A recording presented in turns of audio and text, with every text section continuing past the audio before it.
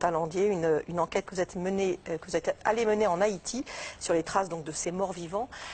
C'est vrai que pour tout le monde, en général, les zombies, c'est quelque chose de totalement fantasmatique qui n'existe que dans les films, et pourtant c'est une réalité.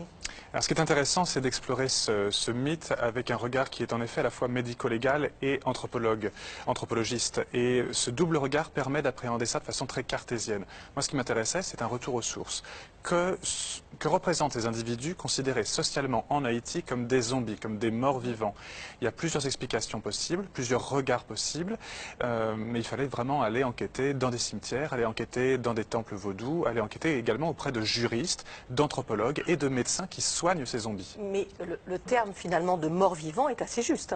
Le terme de mort-vivant est assez juste. C'est un mort social. Le vrai terme, c'est ça. C'est un mort social. C'est quelqu'un à qui on a infligé une sanction qui est pire que la mort. On lui a fait vivre ses funérailles. On dit que les funérailles ont été chantées.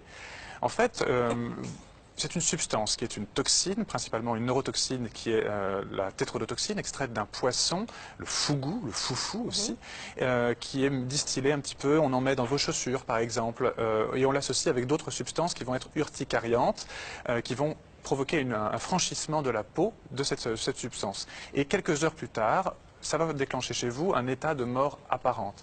Mais vous allez rester totalement conscient, avec un ralentissement complet de vos fonctions de survie. Le cœur, la respiration, etc. Et vous allez être enterré, vivre complètement vos funérailles, donc vous êtes pleinement conscient, vous pouvez même les raconter a posteriori.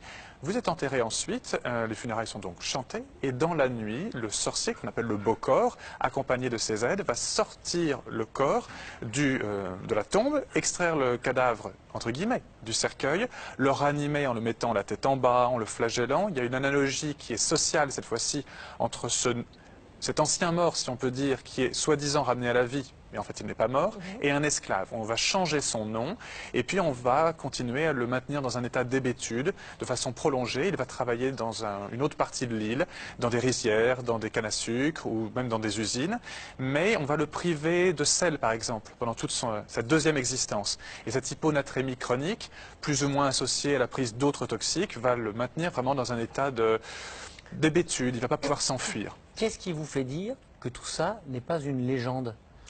Parce que heureusement, j'ai des confrères médecins ou anthropologues qui travaillent sur de tels patients à l'hospice psychiatrique de Port-au-Prince ou encore dans d'autres institutions à Jacmel ou à Cap-Haïtien, donc respectivement au sud et au nord de l'île. Il y a des patients qui sont retrouvés plusieurs années ou mois après leur funérailles et qui sont considérés comme les bonnes personnes par leur famille. C'est ça qui est intéressant. Et dans les tombes, on trouve quoi dans ce cas-là? Des cailloux.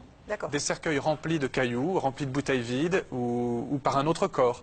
On enterre un enfant et on retrouve un adulte dans le cercueil ou vice-versa, ce genre de choses. On reste zombie toute sa vie ou est-ce qu'on peut être dézombéifié? Alors, on peut être dézombéifié à partir du moment où on est reconnu par sa famille, à partir du moment où on est traité médicalement, etc. C'est-à-dire qu'il faut traiter l'empoisonnement? Il faut traiter l'empoisonnement, il faut aussi restituer une existence sanitaire complète à l'individu. Mais une fois que le certificat de décès a été établi, d'ailleurs généralement pas par un médecin, mais par deux témoins, c'est le système c'est ça qui explique aussi qu'on puisse aussi facilement enterrer quelqu'un. Il n'y a pas besoin de médecin pour déclarer un décès en Haïti. Voilà. Exactement. Et vous précisez qu'il n'y a quand même que 2 médecins légistes en Haïti. Il y a 2 médecins légistes pour l'instant en Haïti, il y en a d'autres qui sont en train d'être formés, mais ça sera utile d'en avoir certainement beaucoup plus. Eh bien, une fois qu'on a établi un certificat de décès, on ne peut pas faire un certificat de renaissance ou autre chose, ça n'existe évidemment pas légalement. Donc j'ai notamment rencontré un avocat, Maître Gentil, qui lui se pose la question de savoir comment donner une véritable existence à ces gens-là. Ils sont dans la loi, les zombies, ou pas? Ils sont hors loi. Mais dans les textes de loi, ça n'existe pas? Alors, il y a un texte de loi qui parle de provoquer un état de mort apparente, une catalepsie ou équivalent chez certains individus, qui est puni d'emprisonnement, et c'est même considéré comme un homicide si jamais la personne finit par être enterrée. Donc ça existe dans les textes de loi, mais ce n'est pas toujours utilisé. Ce qui est amusant, c'est de voir que ces critères qui définissent le zombie socialement en Haïti, on pourrait également les exploiter et les utiliser ici même en France, pour des individus jugés morts socialement. Je pense à des sans domicile fixe, je pense à des exclus ou autres. Donc le mot zombie, évidemment, il fait fantasmer, mais il faut aller au-delà, il faut aller dans la mort sociale. Ces individus qui sont dans la rue présentent, non pas pour les mêmes raisons, c'est pas des toxiques, c'est autre chose, mais il y a cette exclusion de la société qui a 2 facettes différentes. Une facette occidentale, on la connaît, et une autre facette qui est caraïbe, mais qui tire ses origines d'Afrique noire, en l'occurrence, et du Bénin. Alors maintenant qu'on a compris ce que c'était qu'un zombie, Pourquoi est-ce que On vous zombifie. Voilà, on vous zombifie. Pourquoi est-ce qu'on on rend zombie certaines personnes en Haïti? Sorcier, là, pourquoi ils C'est une travaillent? sanction. C'est une sanction judiciaire. Alors, c'est pas la justice légale, officielle. C'est une sanction du vaudou haïtien, qui est très spécifique, qui tire ses origines d'Afrique, avec un fond catholique surajouté.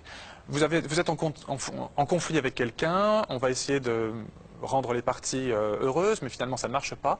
Du coup, un des deux partisans va aller voir une société secrète, comme les Bizangos par exemple, qui sont les descendants des anciens esclaves ayant